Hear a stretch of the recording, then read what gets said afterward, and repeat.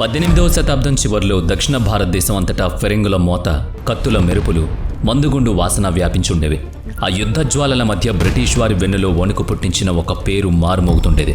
ఆయన కత్తి ఎంత పదునుగా ఉండేదంటే ఎదురొచ్చిన బ్రిటిష్ సైనికుల చేతులు వణికిపోయేవి. పొలిలూరు యుద్ధంలో ఆయన ప్రయోగించిన రాకెట్లు బ్రిటిష్ సైన్యంపై నిప్పుల వర్షం కురిపించి యుద్ధభూమిని పొగతో నింపేశాయి.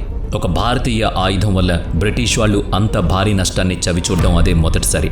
ఆ పాలకుడే మైసూర్ పులిగా పేరుగాంచిన టిప్పు సుల్తాన్. యుద్ధం జరుగుతున్నప్పటికీ ఆయన మైసూర్ రాజ్యాన్ని ఆధునికత వైపు నడిపించారు. రోడ్లు వేయించటం, కాలువలు తవ్వించటం, వాణిజ్యాన్ని విస్తరించడం ద్వారా ఆర్థిక వ్యవస్థను బలపరిచారు. ఇతర పాలకులు బ్రిటిష్ వారికి లొంగిపోతుంటే టిప్పు సుల్తాన్ మాత్రం తల వంచడం కంటే ప్రాణం ఇవ్వడమే మేలని ధైర్యంగా నిలబడ్డాడు. కానీ టిప్పు సుల్తాన్ కథల్లో మరొక కోణం కూడా ఉంది. ఆయన ఎంత గొప్ప వీరుడో హిందువులు మరియు క్రైస్తవుల పట్ల అంత భయంకరంగా ఉండేవాడనేది వాదన.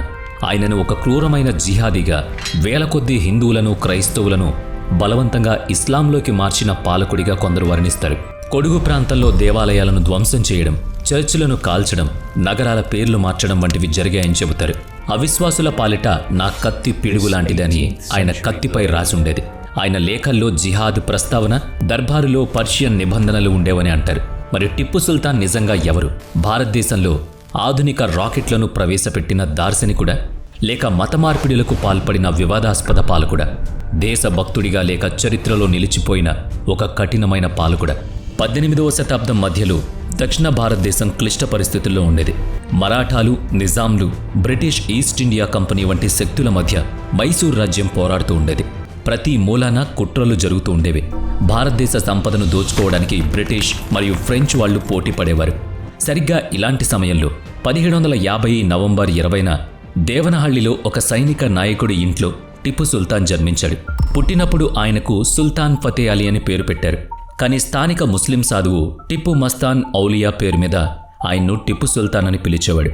టిప్పు తండ్రి హైదర్ అలీ మైసూర్ రాజ్యానికి చెందిన అద్భుతమైన సైనికుడు. ఆయన 1758లో మరాఠా సైన్యాన్ని ఓడించి మైసూర్ సర్వసైన్యాధ్యక్షుడిగా ఎదిగాడు. ఆ తర్వాత 1761లో మైసూర్ రాజ్యానికి తిరుగులేని పాలకుడిగా మారాడు. అధికారం, సైనిక వ్యూహాలు, దౌత్యం కీలకమైన వాతావరణంలో టిప్పు పెరిగాడు. తండ్రి ధైర్యాన్ని చూస్తూ టిప్పు చిన్నతనం నుంచే యుద్ధ వాతావరణాన్ని గమనించాడు. హైదర్ అలీ చదువుకోకపోయినా తన కొడుక్కి మాత్రం రాష్ట్రంలోని ఉత్తమ గురువులతో చదువు చెప్పించాడు. కేవలం మతపరమైన విద్యే కాకుండా గుర్రపు స్వారీ, కత్తిసాము, తుపాకీ కాల్చడం వంటి యుద్ధ విద్యలు కూడా టిప్పు నేర్చుకున్నాడు. ఉర్దూ, పర్షియన్, అరబిక్ భాషల్లో పట్టు సాధించాడు. ఫ్రెంచ్ సైనిక సలహాదారులు టిప్పుకు ఆధునిక యుద్ధ తంత్రాలు, ఫిరంగి దళాల నిర్వహణ నేర్పించారు. చాలా చిన్న వయసులోనే టిప్పు ఒక గొప్ప యోధుడిగా అవతరించాడు.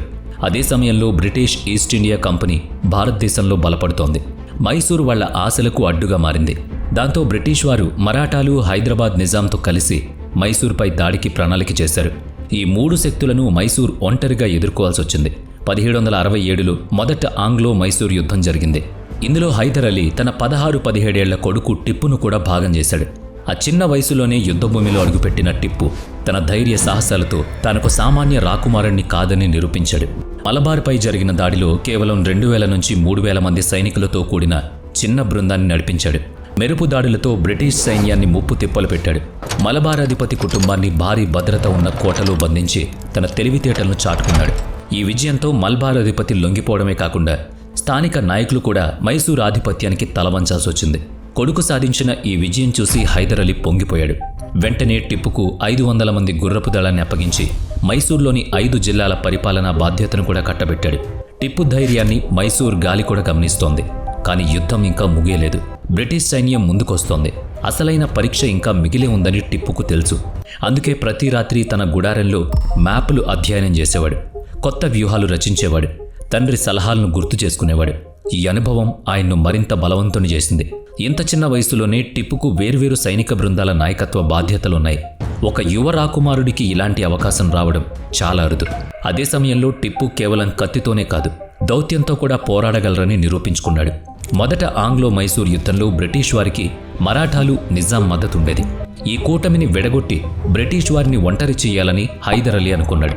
మరాఠాలతో ఎలాగోలా శాంతి ఒప్పందం కుదుర్చుకుని నిజాంను తన వైపు తిప్పుకునే బాధ్యతను టిప్పుకు అప్పగించారు. యువ రాకుమారుడైన టిప్పు నిజాం దగ్గరికి వెళ్లి డబ్బు, నగలు, 10 గుర్రాలు, 5 ఏనుగులు బహుమతిగా ఇచ్చాడు. తన మాటలతో, తెలివితేటలతో కేవలం 1 వారంలోనే నిజాం నొప్పించి బ్రిటిష్ వారికి వ్యతిరేకంగా మైసూర్తో చేతులు కలిపాడు. ఈ దెబ్బతో బ్రిటిష్ వాళ్లు ఒంటరయ్యారు. మైసూర్ సైన్యం తీర ప్రాంతాలపై దాడి చేసి బ్రిటిష్ నగరాలను ఒక్కొక్కటిగా స్వాధీనం చేసుకుంది. చివరకు మద్రాసును ముట్టడించడంతో బ్రిటిష్ వాళ్ళకి దిక్కు తోచలేదు. ఆ ఒత్తిడిని తట్టుకోలేక అవమానకరమైన ఓటమిని అంగీకరిస్తూ 1769లో మద్రాసు ఒప్పందంపై సంతకం చేశారు. ఈ ఒప్పందం వల్ల యుద్ధానికి ముందున్న సరిహద్దులు మళ్లీ మైసూర్ చేతికొచ్చాయి.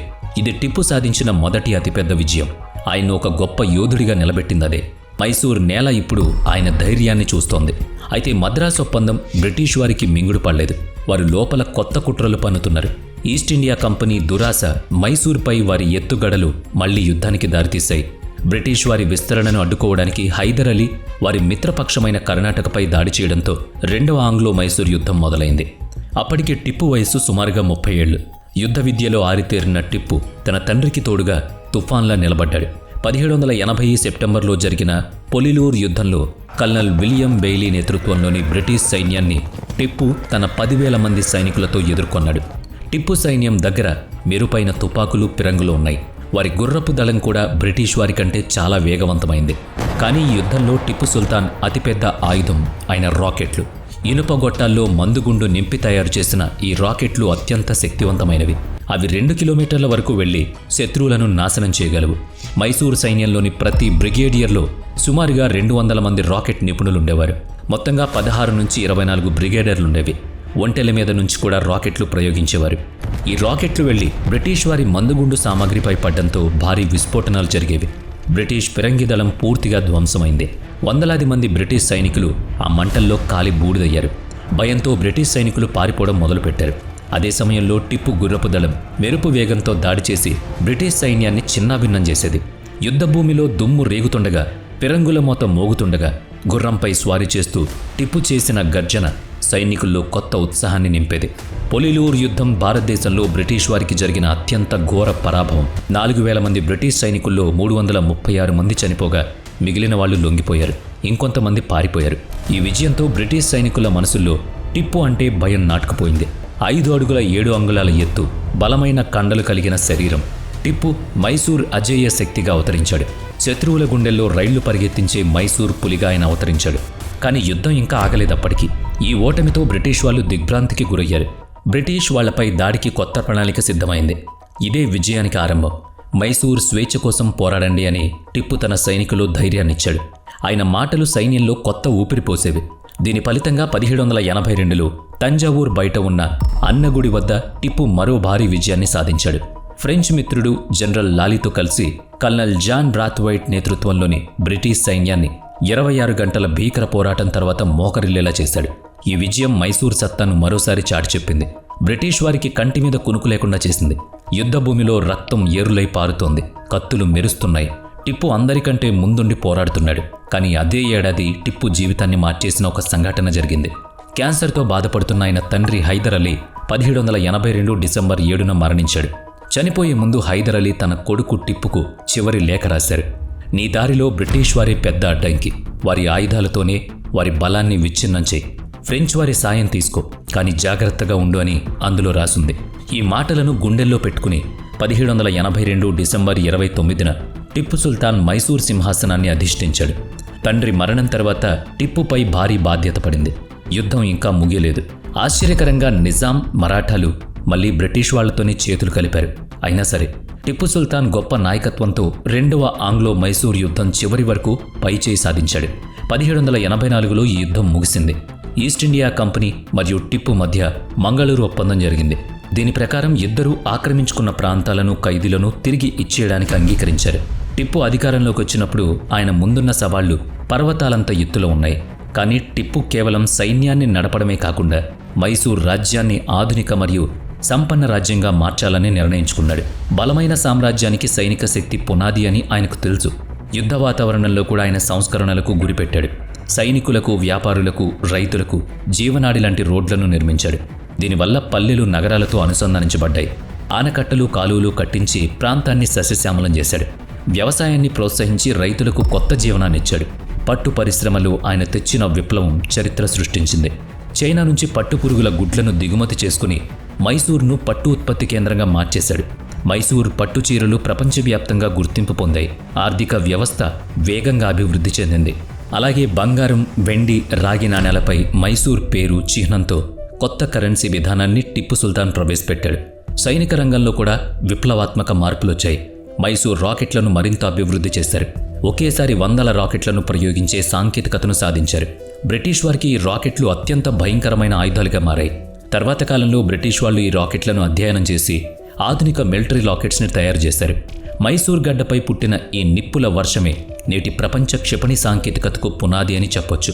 అందుకే భారత క్షిపణి పితామహుడు డాక్టర్ ఏపీజే అబ్దుల్ కలాం కూడా టిప్పు సుల్తాన్ను ప్రపంచంలోనే మొట్టమొదటి యుద్ధ రాకెట్ ఆవిష్కర్త అని అంటారు. దీంతోపాటు నావికాదళం అభివృద్ధిపై కూడా టిప్పు సుల్తాన్ గురిపెట్టాడు. మంగళూరు వంటి తీర ప్రాంతాల్లో నౌకల తయారీని ప్రారంభించాడు. ఆయన విదేశాంగ విధానం కూడా ఆ కాలం కంటే ఎంతో ముందుండేది. ఫ్రెంచ్, ఆఫ్ఘనిస్తాన్, ఒట్టోమన్ సామ్రాజ్యాలతో దౌత్య సంబంధాలు పెంచుకున్నాడు. ఇస్తాంబుల్కు రాయబారులను పంపడం, ఇరాక్లోని బస్రాలో వాణిజ్య కేంద్రాన్ని ఏర్పాటు చేయడం ద్వారా మైసూర్ను ప్రపంచ వాణిజ్య కేంద్రంగా మార్చేశాడు. అలా కలలు కన్నాడు కూడా. బ్రిటిష్ వారి ఆధిపత్యాన్ని తగ్గించడానికి టర్కీ సుల్తాన్, ఆఫ్ఘనిస్తాన్ పాలకులతో చర్చలు జరిపారు. ఫ్రెంచ్ విప్లవం స్ఫూర్తితో మైసూర్లో జాకోబిన్ క్లబ్ను స్థాపించి స్వేచ్ఛ, సమానత్వం, సౌభ్రాతృత్వం అనే విభాగాలకు ప్రచారం చేశాడు. ఈ చర్యల వల్ల మైసూర్ ఒక క్రమశిక్షణ కలిగిన, అభివృద్ధి చెందిన శక్తివంతమైన రాజ్యంగా కనిపించింది. కానీ ప్రతి నాణ్యానికి రెండు వైపులున్నట్టే టిప్పు సుల్తాన్లోనూ రెండు కోణాలున్నాయి. ఒకవైపు సంస్కర్తగా, సైనిక మేధావిగా కనిపిస్తే మరోవైపు ఆయన మతపరమైన విధానాలు అంతే ప్రమాదకరంగా ఉండేవి. తన పాలనలో మతపరంగా ఆయన కఠినంగా వ్యవహరించాడని నివేదికలు చెబుతున్నాయి. కొడుగు, మల్బార్, మంగళూరు ప్రాంతాల్లో వేలాది మంది హిందువులను, క్రైస్తవులను బలవంతంగా ఇస్లాం మతంలోకి మార్చాడు. ఆనాటి రికార్డుల ప్రకారం కొడుగు ప్రాంతంలో టిప్పు ఆదేశాలతో సుమారుగా 40,000 మంది ముస్లిమేతరులను దారుణంగా చంపారని, మరో 40,000 మందిని మతమార్పిడి చేశారని తెలుస్తోంది. మతం మారిన వారి పిల్లలను బలవంతంగా సైన్యంలోని అహ్మదీ విభాగంలో చేర్చేవాళ్లు. మతం మారడానికి ఇష్టపడిన వాళ్ల పరిస్థితి దారుణంగా ఉండేది. టిప్పు సుల్తాన్ క్రైస్తవులను, హిందువులను బట్టలు లేకుండా ఏనుగు కాళ్లకు కట్టేసి వాళ్ల శరీరాలు ముక్కలయ్యే వరకు తొక్కించేవాడు. ఓడిపోయిన వారి దేవాలయాలను, చర్చిలను చాలాసార్లు ధ్వంసం చేశాడు. చాలా వరకు జరిగిన దాడుల్లో హిందువులను చంపారు. బిద్దతండ కుటుంబం ఇంటిని తగలబెట్టారు. తన జీవితకాలంలో సుమారుగా 8,000 దేవాలయాలను పడగొట్టాడట. వీటిలో చాలా వాటికి బంగారం, వెండి, రాగి కప్పులుండేవి. విగ్రహాల కింద సంపద ఉండేది. అవన్నీ కేవలం మాటలు కాదు. టిప్పు సొంత లేఖల్లో, రికార్డుల్లో దీనికి ఆధారాలున్నాయి. ఆయన డైరీ, కలల పుస్తకాలను చూస్తే ముస్లిమేతరుల పట్ల ఆయన మనసులో ఎంత ద్వేషం ఉందో తెలుస్తుంది. వారిపై జిహాద్ చేయడం తమ మతపరమైన బాధ్యత అని నమ్మేవాడు. అవిశ్వాసుల పాలిట నా కత్తి పిడుగు లాంటిదని ఆయన కత్తిపై రాసుండేది. ఆఫ్ఘనిస్తాన్, టర్కీ సుల్తాన్లకు రాసిన లేఖల్లో జిహాద్ గురించి, ఇస్లామిక్ ఐక్యత గురించి పదే పదే ప్రస్తావించాడు. టిప్పు దర్బార్లో పర్షియన్ ఆధిపత్యం, ఇస్లామిక్ పండుగలు ఉండేవి. టిప్పు విధానాలు ఇస్లాం చుట్టూ తిరుగుతున్నాయని హిందువులు భయపడేవారు. ముస్లిం అధికారులకు పెద్ద పదవులు ఇచ్చేవాళ్లు. హిందువులు, క్రైస్తవులపై ఎక్కువ పన్నులుండేవి. సాంస్కృతికంగా కూడా ఆధిపత్యం ప్రదర్శించారు. మైసూర్ పేరును నజరాబాద్ అని, మంగళూరు పేరును జలాలాబాద్ అని మార్చడం ద్వారా హిందూ గుర్తింపును చెరిపేయడానికి ప్రయత్నించాడు. కన్నడ లాంటి స్థానిక భాషలను పక్కన పెట్టాడు. అది వారి సంస్కృతిలో పెద్ద దెబ్బ. అయితే ఆయన అనేక హిందూ దేవాలయాలకు దానాలు చేశాడన్నది కూడా నిజం. శ్రీరంగ ఆలయానికి వెండి పాత్ర, నంజండేశ్వర ఆలయానికి శివలింగం ఇచ్చాడు. ఎన్నో గుళ్లకు భూములు రాసిచ్చాడు. దేవుడు రాముడి పేరు మీద ఉన్న 42 గ్రాముల బంగారు ఉంగరాన్ని ఆయన ధరించేవాడు. అందుకే చరిత్రకారుల అభిప్రాయాలు ఎప్పటికీ వేరుగా ఉన్నాయి. కొందరు ఆయన నిర్ణయాలు మతపరమైనవి అంటారు. మరికొందరు మాత్రం ఆయన మత ఛాందసవాది కాదని, రాజ్యంలో ఏకరూపత తేవడానికి, శత్రువులకు వ్యతిరేకంగా ఐక్యత పెంచడానికి రాజకీయంగా ఇలా చేశాడని నమ్ముతారు. రెండో ఆంగ్లో మైసూర్ యుద్ధం తర్వాత బ్రిటిష్ వారికి టిప్పుకు మధ్య జరిగిన మంగళూరు ఒప్పందం ఎక్కువ కాలం నిలవలేదు. రెండు శక్తుల మధ్య ఉద్రిక్తతలు పెరిగి మళ్లీ యుద్ధం వచ్చేలా అయింది. 1789లో టిప్పు ట్రావెన్కోర్పై దాడి చేయడంతో పరిస్థితి విషమించింది. ట్రావెన్కోర్ బ్రిటిష్ వారి మిత్రపక్షం కాబట్టి ఇది వారికి నేరుగా సవాల్ విసిరినట్లయింది. దీంతో 3వ ఆంగ్లో మైసూర్ యుద్ధం మొదలైంది. కానీ ఈసారి టిప్పు తల మీద తండ్రి చేయలేదు. ఒంటరిగానే యుద్ధానికి సిద్ధం కావాల్సి వచ్చింది. బ్రిటిష్, మరాఠా, నిజాం ఉమ్మడి సైన్యం పెద్ద సవాలుగా మారింది. ఫ్రాన్స్లో విప్లవం జరుగుతుండడం వల్ల ఫ్రెంచ్ సాయం కూడా ఈసారి అంతంత మాత్రంగానే ఉంది. మొదట్లో టిప్పు 3 సైనికులను గట్టిగా ఎదుర్కొన్నాడు. కోయంబత్తూరులో బ్రిటిష్ వాళ్ళని ఆపడానికి ప్రయత్నించాడు. కానీ 1790లో ఆ ప్రాంతం బ్రిటిష్ వారి చేతిలోకి వెళ్ళింది. బ్రిటిష్ కమాండర్ లార్డ్ కార్న్వాలిస్పై టిప్పు ఎదురుదాడులు చేశాడు. కానీ ఉమ్మడి కుటుంబల బలం ముందు నిలబడలేకపోయాడు. యుద్ధం చాలా కాలం సాగింది. 1792 నాటికి మైసూర్ రాజధాని శ్రీరంగపట్నం కోట వరకు యుద్ధం వచ్చేది. బ్రిటిష్, మరాఠా, నిజాం సైన్యాలు నగర సరిహద్దులకు చేరుకున్నాయి. గాలిలో మందుగుండు వాసన వస్తోంది. కోట లోపల టిప్పు సైన్యం చివరి శ్వాస వరకు పోరాటానికి సిద్ధంగా ఉంది. అర్ధరాత్రి వేళ బ్రిటిష్ కమాండర్ నిశ్శబ్దంగా దాడి చేశాడు. బ్రిటిష్ సైనికులు కోట గోడలెక్కారు. మైసూర్ సైన్యం 2 గంటల పాటు పోరాడింది. కత్తులు మెరుస్తున్నాయి, ఫిరంగులు మోగుతున్నాయి. టిప్పు స్వయంగా ముందు నిలబడి సైనికులను ప్రోత్సహించాడు. కానీ సంఖ్య, వనరులు తక్కువగా ఉండడంతో మైసూర్ సైన్యం వెనక్కి తగ్గాల్సి వచ్చింది. రక్షణ కోసం కోట లోపలికి వెళ్లారు. తెల్లవారేసరికి కార్న్వాలిస్ లాల్ బాగ్ను స్వాధీనం చేసుకున్నాడు. ఇది మైసూర్కు పెద్ద దెబ్బ. టిప్పు గుర్రపు దళం బ్రిటిష్ సైన్యంపై అనేకసార్లు దాడి చేసింది. కానీ శత్రువుల పిరంగులు అంతకంటే శక్తివంతంగా మారాయి. ఇప్పుడు మైసూర్ సైన్యం ఆత్మవిశ్వాసం దెబ్బతింది. సైనికులు అలసిపోయారు, గాయపడ్డారు. వాళ్లలో ఏదో తెలియని వెలితి. టిప్పు ఓటమి గురించి ఆలోచించలేదు, కానీ వాస్తవం చాలా భయంకరంగా ఉంది. చివరకు శాంతి ఒప్పందం కోసం కార్న్వాలిస్కు సందేశం పంపక తప్పలేదు. 1792 మార్చిలో శ్రీరంగపట్నం ఒప్పందం జరిగింది. ఇది టిప్పుకు ఘోరమైన అవమానం. తన రాజ్యంలో సగం భాగంతో పాటు మలబార్, మంగళూరు ప్రాంతాలను బ్రిటిష్ వారికి అప్పగించాల్సి వచ్చింది. అంతేకాకుండా 3 కోట్ల రూపాయల నష్టపరిహారం చెల్లించారు. తన 2 కొడుకులు అబ్దుల్ ఖాలీక్, మొయిజుద్దీన్లను బందీలుగా పంపాల్సి వచ్చింది. ఈ ఒప్పందం టిప్పు మనసులో బలమైన గాయం చేసింది. దక్షిణ భారతదేశంలో బ్రిటిష్ వాళ్లు మరింత బలపడ్డారు. టిప్పు ఆశలు అణిచివేయబడ్డాయి. కానీ టిప్పు సుల్తాన్ ఈ ఓటమిని ఒక గుణపాఠంగా తీసుకున్నాడు. పునర్నిర్మాణం మొదలుపెట్టాడు. సైన్యాన్ని బలోపేతం చేశాడు. రాకెట్లను అభివృద్ధి చేశాడు. బ్రిటిష్ వారిపై కొత్త వ్యూహాన్ని రచించాడు. ఫ్రెంచ్ మిత్రుల సాయం కోరాడు. కొత్త ఆయుధాలు తెప్పించాడు.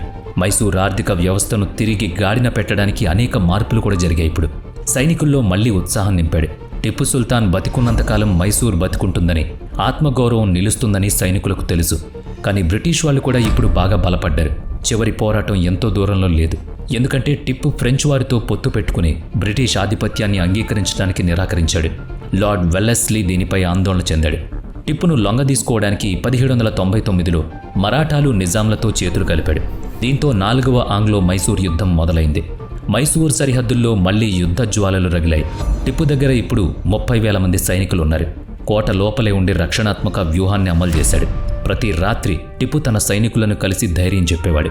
మైసూర్ను కాపాడుతానని ప్రమాణం చేసేవాడు. కానీ బ్రిటిష్ పిరంగులు కోట గోడలను బద్దలు కొట్టడం మొదలుపెట్టాయి.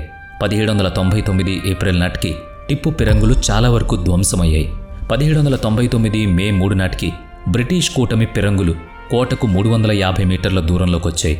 గోడకు పెద్ద రంధ్రం పడింది. ఇదంతా టిప్పు అత్యంత నమ్మకస్తుడైన మంత్రి మీర్ సాదిక్ ద్రోహం వల్ల సాధ్యమైంది. అప్పటికే అతను బ్రిటిష్ కమాండర్లతో రహస్య ఒప్పందం చేసుకున్నాడు. సాదిక్ టిప్పు నమ్మకస్తుడైన ఘాజీ ఖాన్ను చంపించాడు. మోసంతో వేలాది మంది మైసూర్ సైనికులను కోటలో మరోవైపుకు పంపించాడు. దీంతో ఒకవైపు ఖాళీ అయింది. బ్రిటిష్ వాళ్ళు అక్కడి నుంచి లోపలికి రావడానికి అతను సంకేతాలిచ్చాడు.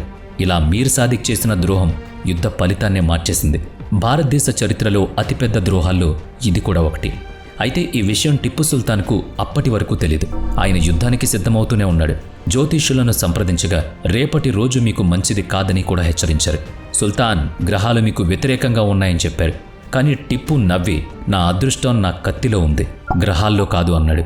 తోడేలులా 100 ఏళ్లు బతకడం కంటే సింహంలా ఒక్కరోజు బతకడం మేలని ఆయన తరచుగా అనేవాడు. 1799 మే 4 మధ్యాహ్నం సైనికులు విశ్రాంతి తీసుకుంటున్నప్పుడు 4,000 మంది బ్రిటిష్ సైనికులు కోటపై దాడి చేశారు. ఆ సమయంలో టిప్పు భోంచేస్తున్నాడు. దాడి వార్త తెలియగానే టిప్పు వెంటనే గుర్రమెక్కి కోట గోడకు రంధ్రం పడిన చోటుకు చేరుకున్నాడు. కానీ అప్పటికే బ్రిటిష్ సైనికులు కోట లోపలికి వచ్చేశారు.